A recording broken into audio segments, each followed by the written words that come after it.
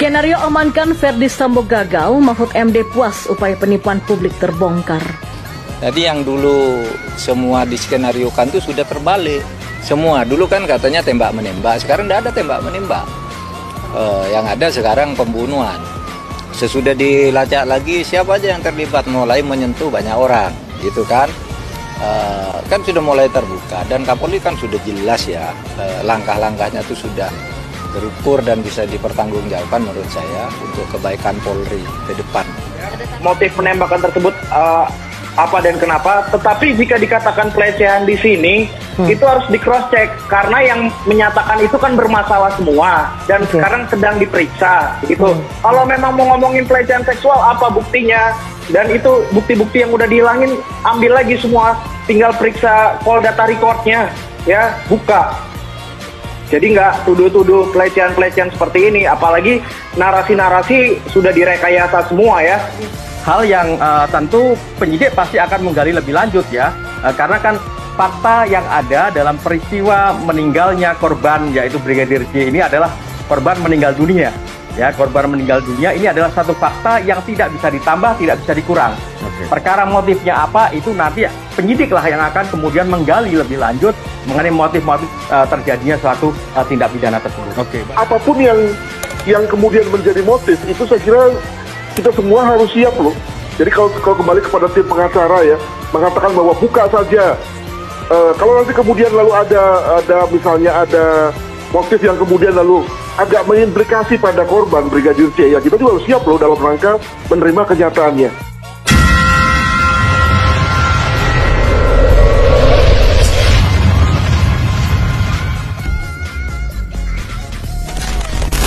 Ya, Menko Polhukam Mahfud MD menyebut penanganan kasus kematian Brigadir J ada kemajuan.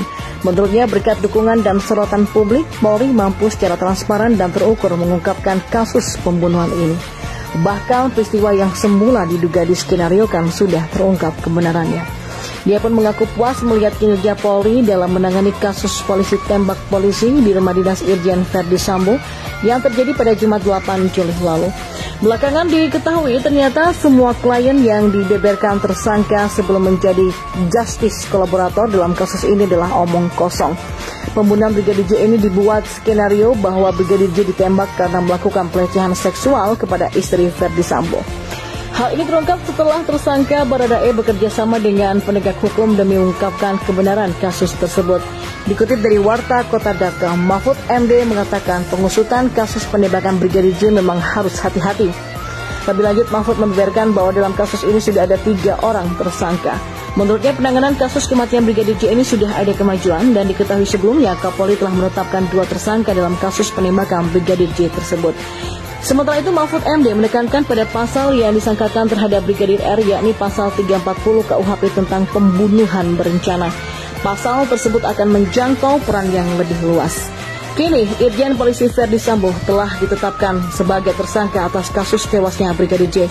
Kasus penembakan Brigadir J yang terjadi di kediaman Irjen Verdi Sambo kini menemukan fakta yang baru. Kapolri Jenderal Polisi Listio Sigit Prabowo mengatakan tim sus melakukan pendalaman laporan awal tembak-menembak Brigadir J dan Baradae ditangani oleh Polres Metro Jakarta Selatan, di mana pada saat pendalaman dan olah TKP ditemukan ada hal yang menghambat penyelidikan dan kejanggalan-kejanggalan seperti hilangnya CCTV dan lain-lain sebagainya, sehingga muncul ada dugaan ditutupi dan direkayasa. Dalam rangka membuat terang, tim sus melakukan pendalaman dan ditemukan adanya upaya-upaya untuk menghilangkan barang bukti, rekayasa, menghalangi proses penyelidikan hingga penanganan menjadi lambat. Tindakan tidak profesional saat olah TKP dan penyerahan Brigadir J, itulah yang membuat berat.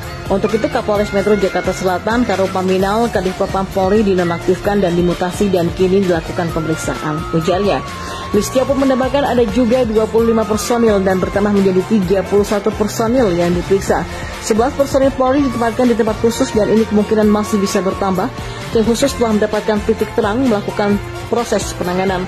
Ditemukan perkembangan baru, tidak ditemukan fakta peristiwa tembak-menembak seperti yang dilaporkan sejak awal. Tim khusus menemukan bahwa peristiwa penembakan yang terjadi terhadap Brigadir J yang mengakibatkannya meninggal dunia dilakukan oleh RE atau Baradae atas perintah dari FS. Kemudian untuk seolah-olah tembak-menembak dilakukanlah penembakan senjata Brigadir J ke dinding berkali-kali. Terkait FS menyuruh atau terlibat langsung, menurut Listio hingga kini masih melakukan pendalaman. Kini RE dan RR dan KM ditetapkan sebagai tersangka. Sementara Kabar Eskrim Polri Komjen Polisi Agus Andrianto mengatakan telah melaksanakan analisa terkait pemeriksaan atau otopsi dan kini telah menetapkan 4 orang tersangka, yaitu Baradae atau Baradae, Brigadir RR, KM dan juga Irjen Verdi Sambo. Agus mengungkapkan peran masing-masing tersangka adalah Barada RE melakukan penembakan, Brigadir RR dan KM juga turut membantu dan menyaksikan penembakan. Irjen Polisi Verdi Sambo menyuruh dan membuat skenario seolah-olah terjadinya adalah tembak-menembak. Pasal yang diterapkan adalah pasal 340 Subsider 338 JO dan 56 hukuman mati, penjara seumur hidup atau 20 tahun, tegasnya. Penetapan mantan Kadif Propam Irjen Polisi Verdi Sambo di tempat khusus atau Patsus Makobrimob Kelapa II Depok adalah keputusan yang tepat. Patsus untuk polisi bermasalah setingkat jenderal memang harus berada di lokasi yang punya penjagaan ketat. Hal itu disampaikan oleh pakar hukum pidana dari Universitas Trisakti Abdul Fikar Hajar kepada GPMM. Ya, memang kan harus di tempat yang penjagaannya lebih ketat, kata Abdul. Menurutnya, salah satu pertimbangan lain adalah untuk mengantisipasi sekaligus mencegah kemungkinan buruk yang bisa saja terjadi. Untuk diketahui, Verdi Sambo dibawa dari Barreskrim Polri ke Makobrimob usai menjalani pemeriksaan Inspektorat Khusus atau IRSUS pada Sabtu 6 Agustus kemarin.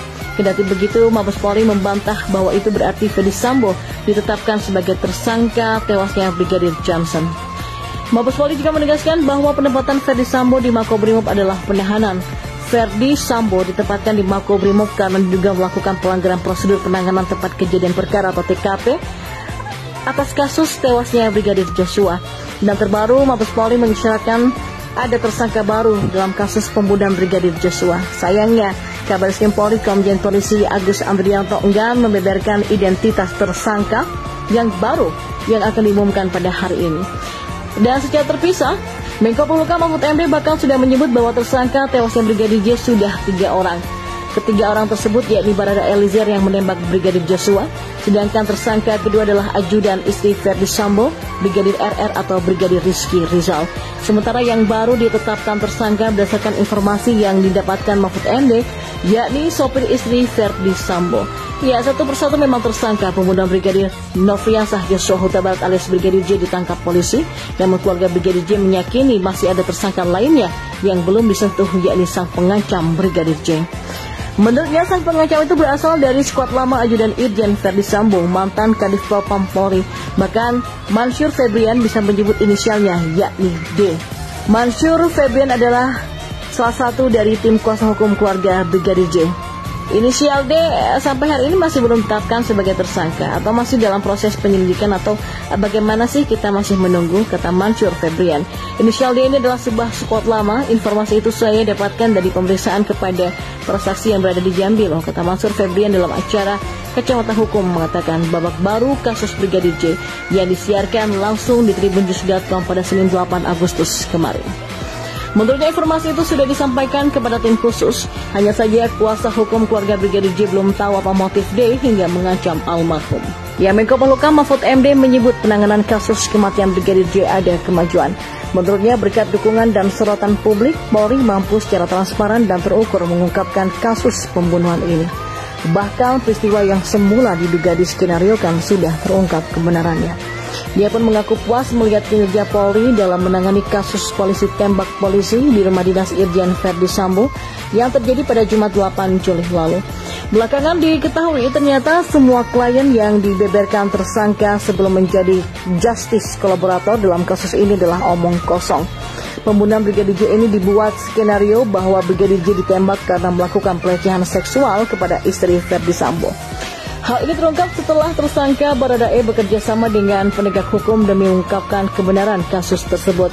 Dikutip dari warta.kota.com, Mahfud MD mengatakan pengusutan kasus penembakan Brigadir J memang harus hati-hati.